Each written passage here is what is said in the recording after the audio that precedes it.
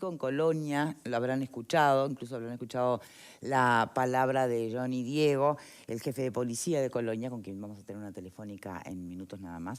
Pero sonó realmente a una operación bastante importante que dejó 30 formalizados. Después vamos a ver si esto se traduce en qué tipo de imputación o no. Me gustaría una primera impresión de los panelistas sobre este caso, qué relevancia le dan. Colonia ya viene dándonos noticias en este sentido. Y por lo general son noticias donde justamente hay intervención de la fuerza, ¿no? Es decir, y de la justicia. Y sobre el narcotráfico en particular y sobre a eso las me refiero, redes. titulares de narcotráfico. Sí, porque ¿no? incluso el propio bueno, el apedreo y la convulsión, ese caos que se armó frente a la subcomisaría, se dice que puede haber sido producto justamente de la dureza con que se está atacando el narcotráfico. Bien. Yo ¿Queremos eso o no queremos La eso? primera impresión que yo tengo es muy buena y yo quiero eso. Bien, E incluso claro. quiero que estas personas formalizadas mañana no salgan mediante acuerdos con penas que no son nada. Sí. Porque digo, el daño que se le hace, sobre todo a los jóvenes con la droga, las personas que se pierden en la sociedad, y estamos viendo hasta casos, yo qué sé, del famoso argentino ¿no? Ahora que todo el mundo habla de él, de Chano estoy hablando, pero digo, yendo a las familias uruguayas, ¿no? El drama que se produce en los jóvenes a través de la droga, para mí debía ser muy penalizado, tanto los grandes narcotraficantes como las bocas, claro, porque que viven, y que hubo una época en que se les perdonaba a las bocas la vida. Sí, por supuesto, pero ahí hay un tema, vos decís, bueno, ¿a quién? ¿Sobre quién se carga En realidad todos tienen que cumplir lo que le corresponda y le indique la justicia. Pero también es verdad que no nos podemos quedar fascinados porque cayeron los 3 soldaditos de plomo y sabés que el pez gordo sigue en la vuelta, ¿no? Entonces, todas esas son cosas que hay que incluir en el análisis. Tenemos entonces al propio jefe de policía de Colonia, Johnny Diego. ¿Cómo le va? ¿Qué tal, Victoria? ¿Cómo le va? Muchísimas gracias por su tiempo, Por favor, a las órdenes. Bueno, ¿nos puede hacer una puesta a punto de lo que fue esta operación, lo que significa y qué viene ahora? Bueno, a ver, esta operación que empezó de manos o por disposición de la fiscal de Colonia Sacramento, Eliana Travers, estaba enmarcado justamente en una cantidad de denuncias de venta de droga, ¿verdad? De bocas, como se llama comúnmente, en Colonia Sacramento principalmente, y eso llevó a cabo que se iniciara una investigación, ¿verdad?, con todo el tiempo, como hemos hecho otras tantas en el departamento. ¿Cuánto tiempo llevó esa investigación? Y estamos hablando que estamos en julio, así que estamos en unos 10 meses más o menos. Pero arrancó por eso, por la noticia de las bocas, denuncia de bocas. Bien. Denuncia de bocas. Entonces se empezó a hacer toda una investigación y eso empezó, digamos, solamente por las bocas y luego empieza a ir hacia arriba, hacia todas las ramificaciones hasta llegar, como en este caso, hasta la cabeza de la organización, ¿verdad? Bien, y justamente de eso hablábamos en instantes, que quedarse tranquilo cuando caen los primeros que están en el frente de batalla no alcanza, porque hay que llegar al mandamás, ¿no? Ahora, durante esos 10 meses que lleva la investigación, y esto me interesa preguntárselo porque muchas veces, tal vez desde nuestra perspectiva, nos parece que no se hacen cosas o que las bocas no se tocan, pero ¿siguieron funcionando esas bocas durante la investigación como vínculo para entrar a investigar a los cabecillas de la organización? Es que, a ver, el caso si no tiene pruebas, no existe. Y probar el suministro, ¿verdad?, no es una cosa fácil porque no tenemos a alguien que venga y nos traiga la cantidad de droga que compró y nos diga, mire, acá está, esto lo compré en la casa de fulano de tal.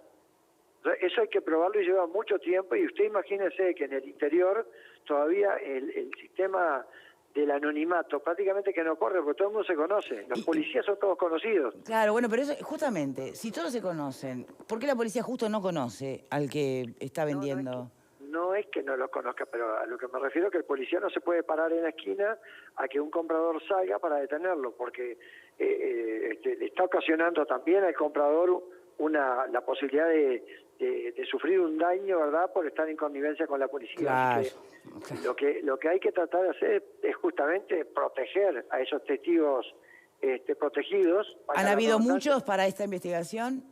Sí, unos cuantos. No le puedo decir el número ahora, pero son muchos. Y bueno, lo que se hace justamente es eso, pues un trabajo, digamos, de hormiga, podría decir, Claro. de ir llevando hojita por hojita, hasta que al final se puede establecer que sí, que realmente ahí se vende y se vende tanto. Y lo más importante no es solamente que ahí se vende, ¿quién trae la droga? Y a ese quién se la trae, y a ese otro quién se la trae, hasta tratar de llegar por lo menos hasta lo más alto de esa organización. Bien, ¿y qué aparece en esta investigación? ¿De dónde venía esa droga? De Montevideo. Esa droga venía de Montevideo, de ahí iba hacia Juan Lacase, y de Juan Lacase se distribuía en Colonia del Sacramento. Así que había que, por eso se hicieron allanamientos en Montevideo y también en Juan Lacase, ¿verdad? O sea, generalmente lo que pasa, la droga va de un lugar a otro. Hoy justamente yo hablaba con un amigo y dice, ¿y por qué? Qué raro que Colonia. Digo, lo que pasa es que hoy la droga está en todos lados. Y justamente el tema está que, como yo lo he escuchado a ustedes, esto en las bocas son más bien un negocio familiar. Cuando cae esta gente, alguien queda en la casa que seguramente es el que va a levantar el negocio de nuevo, porque Claro. ¿de qué vive esta gente? Esta gente vive de la venta de cocaína y marihuana, no tiene un trabajo y esto lo hace a tiempo libre.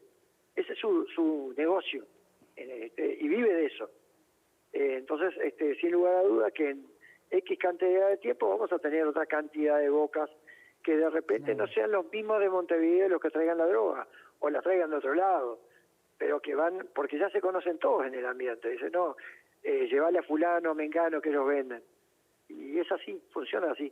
Bueno, el por qué Colonia, a ver, estamos hablando de que esta investigación empezó hace 10 meses, o sea que seguramente la organización venía funcionando mucho antes, y al ser un centro turístico, más que obvio, ¿por qué Colonia, no? Bueno, pero no se olvide que hace un año que estamos sin turismo en Colonia. Claro, pero por eso digo, esto funciona desde antes de la pandemia. Sí, claro. Fíjense que la operación Guaraní Les habrá ido fue- mal, pero ellos estaban Claro. trabajando desde antes. Pero venden igual. Siempre tienen clientes. Pero la operación Guaraní que se hizo el año pasado, casi a principios de que yo asumiera Sí, el me acuerdo. mando allí, pocos meses después de asumir el mando, esa operación tenía como cabecilla dos personas que eran de Colonia del Sacramento, propiamente dicho, Sí. y que toda la vida se habían dedicado a ese negocio. Y también fue una operación que llevó su tiempo recolectar toda la información, y bueno, y se terminó. Pero ¿qué pasó? Alguien levantó la toalla y siguió. Y así nos va a pasado en otras localidades que hemos también hecho procedimientos. Solo para registro y por curiosidad, esas dos personas cabecillas de la organización de la Operación Guaraní, que usted evocaba recién, ¿hoy están privadas de libertad? Sí, aún está Ah. privada de libertad. No, porque también está eso, ¿no? Uno tiene la sensación que, bueno, por el tema del narcotráfico, las penas a veces, no sé, o se logran procesos abreviados, que a veces es fundamental también, ¿no? Tener una declaración. Claro. Entonces, pero nunca se sabe realmente hasta cuándo estas personas pagan por estas cosas o salen en la Claro, esquina, sí. ¿no? Depende mucho, acá volvemos al tema de la prueba, depende mucho de lo que se pueda probar, porque no solamente la venta de la droga, ¿verdad? Hay que probar de que había una asociación para delinquir, por ejemplo, que eso es otro delito. Hay que probar, por ejemplo, como nos pasa en muchos casos, que había armas y municiones, que eso es otro delito, la tenencia ilegal de armas y municiones. Entonces, cuando se logra probar varios delitos, las penas son más graves. Sí, y ahí hay Y un si caso bien- más importante, claro.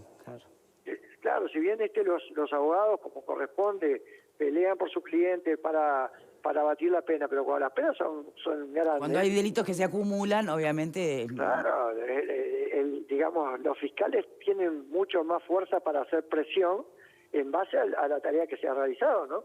A los delitos que se probaron. Volvemos al tema, a los delitos que se probaron. Bien, y hablando justamente de las pruebas, usted decía, Diego, en el comienzo, que en Colonia, que todos se conocen, que no es fácil que un policía esté parado en una esquina, que compromete mucho tanto al que vende como al que compra. Claro. Y en ese caso, entonces, y bueno, y que además hay que probar que ahí se vende, no alcanza con que alguien te diga, mira, esto lo compré en tal esquina. Entonces, desde esa perspectiva, ¿usted está a favor de los allanamientos nocturnos? ¿Le parece que podrían ayudar en la tarea de investigación? Sí, claro que sí, claro, porque, a ver, el allanamiento nocturno se hace igual que el de día, solo que cambia es la hora, o sea, las garantías van a estar igual. El fiscal va a tener que reunir las pruebas para que el juez le dé la orden, Sí. y el juez va a tener que estar convencido de que allí hay una boca y que se está vendiendo drogas para poder incautar, porque si no esta gente cuando llega la Tira primera todo hora por el del día, water. se descarta de toda la droga. Es muy difícil encontrar en las bocas drogas, generalmente si se encuentra muy poca. ¿Por qué? Porque ellos después que terminan de vender, se descartan del resto, así se la reintegran a su proveedor y al otro día van a buscar de nuevo, no tienen problema. Entonces, claro, el factor sorpresa es fundamental. Bien, lo que pasa es que si se decretaran los allanamientos nocturnos ya tampoco dejaría de funcionar el factor sorpresa, porque estarían a la defensiva a las 24/7. Le digo una cosa, siempre están a la defensiva. Y por eso, siempre. entonces... Sea a la hora que sea. Lo que pasa es que, bueno, hoy tenemos el horario limitado y vio que de día se ven los movimientos a lo lejos que viene la policía.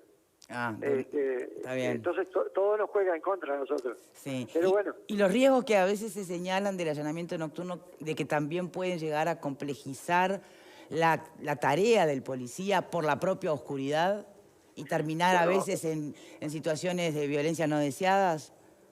Ahí seguramente vamos a tener que utilizar algunos focos de iluminación para poder incluso para buscar la droga, Claro, ¿no? obvio. En ese mismo momento. Pero lo que pasa es que cuando se ha hecho una investigación previa, que se tienen buena información para poder entrar, pasa lo mismo que de día. Cuando vamos al allanamiento tenemos mucha información y siempre hay puede haber un elemento sorpresa. Sí, siempre hay. Una persona que se desacata y de repente en ese furor de desacato lastima un policía. Siempre pasa eso. Bien. Y las cabecillas de esta organización puntual que hoy están formalizándose, ¿no? Es una persona, son dos, masculino, femenino. Son dos hombres. Dos hombres nacionales. Son dos hombres nacionales, de Colonia. Bien. Le va a preguntar Pepe Sena, Diego, si me permite. ¿Cómo no? Sí, Diego, buenas tardes. ¿Se puede asociar lo ocurrido hace un tiempo, unos días atrás, con respecto a una pedrea que hubo contra una seccional allí en Colonia, con el marco de esta investigación que se vino desarrollando hasta ahora, o son temas por separado? Totalmente asociados. Yo lo había dicho cuando vieron esos incidentes, que esto era la suerte de tener un ejército propio, ¿verdad?, para alejar a la policía del lugar. Porque, claro, lo digo con propiedad porque yo estuve esa noche allí y sé quiénes eran los atacantes. Y bueno, y el lunes, cuando hicimos los allanamientos, eran en esos lugares, con esas mismas personas. Así que, sin lugar a duda, cuando la policía comienza a andar y y ellos empiezan a detectar que los proveedores son detenidos para ver y revisados, los compradores, eso empieza a molestar a la organización. Y no era la primera pedrea, esta fue la más severa, pero ya habían habido otros ataques al destacamento que está allí, en el barrio General. Quiere decir que esa sospecha que teníamos por lo que vimos esta noche, el lunes se terminó de confirmar. Bien, le pregunta Alejandro Camino. Jefe, buenas tardes, bienvenido. Buenas tardes. Algunos comentarios a propósito de lo que usted decía en el comienzo y que también decía Victoria, ¿no? Acerca de la preocupación constante que las fuerzas de seguridad tienen por perseguir el delito en cualquiera de sus manifestaciones, pero no quedarse que, porque le das al de abajo, solucionaste el problema. Muchas veces el problema se reproduce justamente de igual manera solo por atacar al de abajo. Señalaba, jefe, que la cabeza de la organización, estos dos individuos, de alguna manera fueron desarticuladas, pero uno también puede presumir que es una cabeza relativa en cuanto al poder que pueda tener esa gente. La pregunta que se impone es, bueno, ese lugar, ¿qué medidas, qué políticas, qué acciones toma el Estado en general y la policía en particular para que no sea más temprano que tarde abordado esa tarea por otros. Y esa droga que llega de Montevideo, tengo entendido 1 kilo de cocaína y 750 gramos de marihuana. La marihuana esa, ¿se la puede asociar, porque lo hablamos hace poco aquí en este programa, a alguna de las producciones que están en la legalidad en Uruguay? ¿El origen es de otra naturaleza y la cocaína es así, indefectiblemente, que llega desde afuera y ahí está la madre del borrego? ¿Cómo hace para llegar al Uruguay, según la información que usted posee, jefe?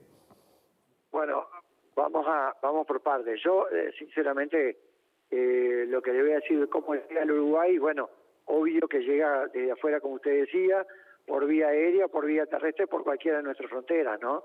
Hemos visto innumerables casos, avionetas tirando bolsas de droga en el medio del campo, así que eso está claro. Ahora, en el caso de la marihuana, vincularla a plantaciones que hubieran, por ejemplo, en la zona, no, creo que no. Creo que más bien... No sería ese tipo de marihuana, digamos.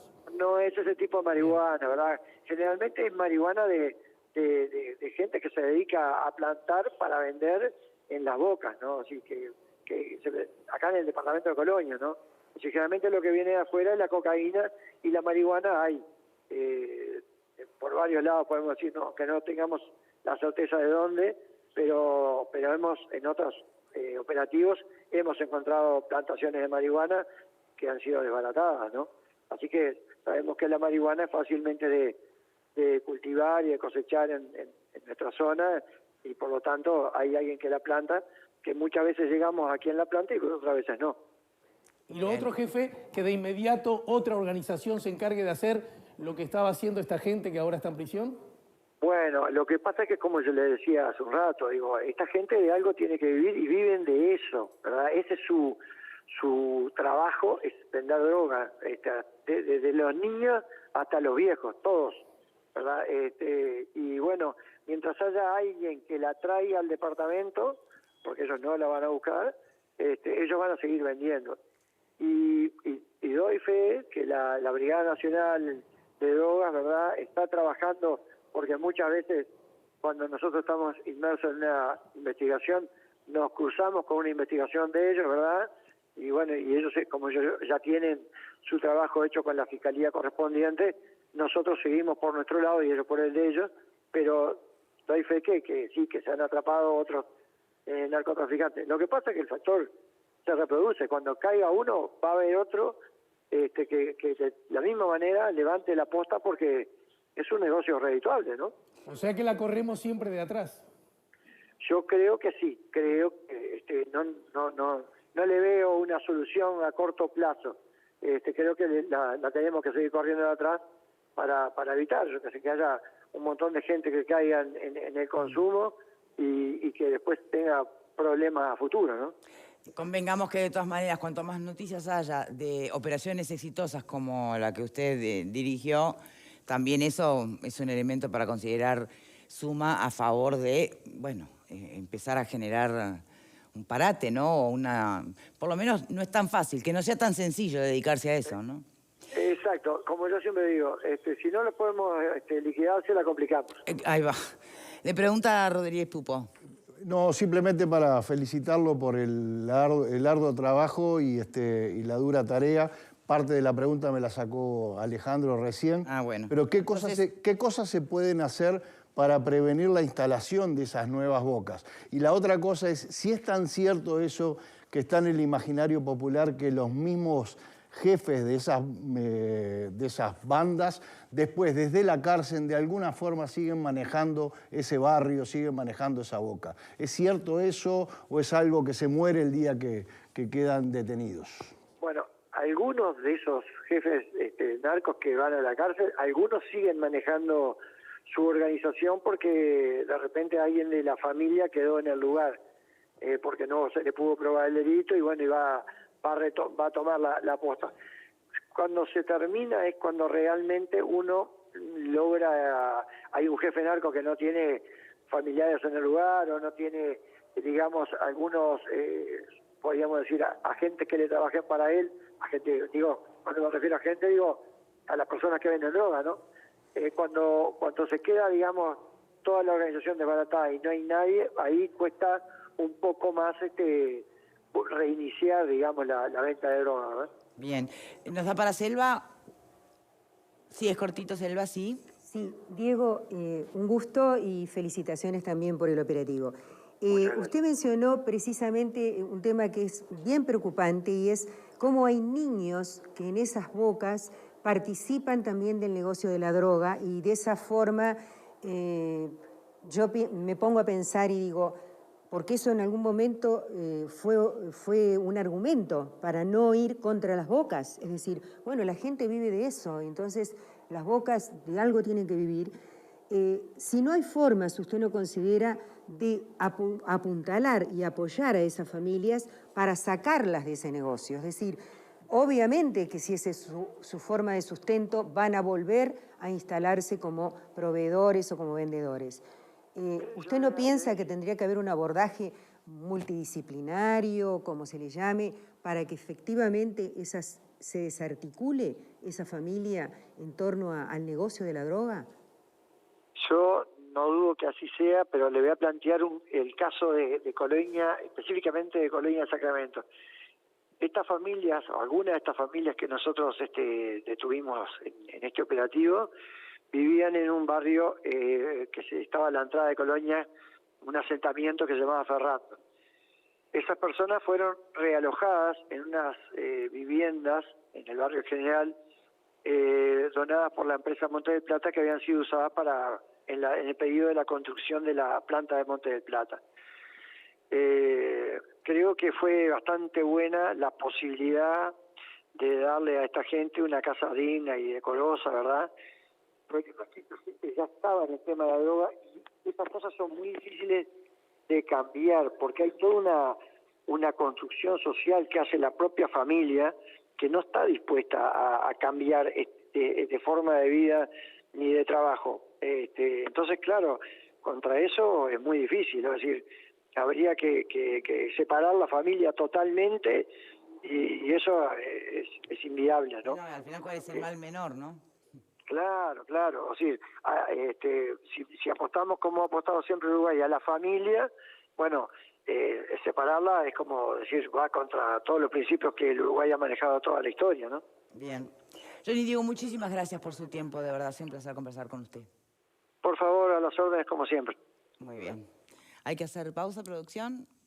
Hay que hacer pausa. Bueno, ya venimos, ya venimos.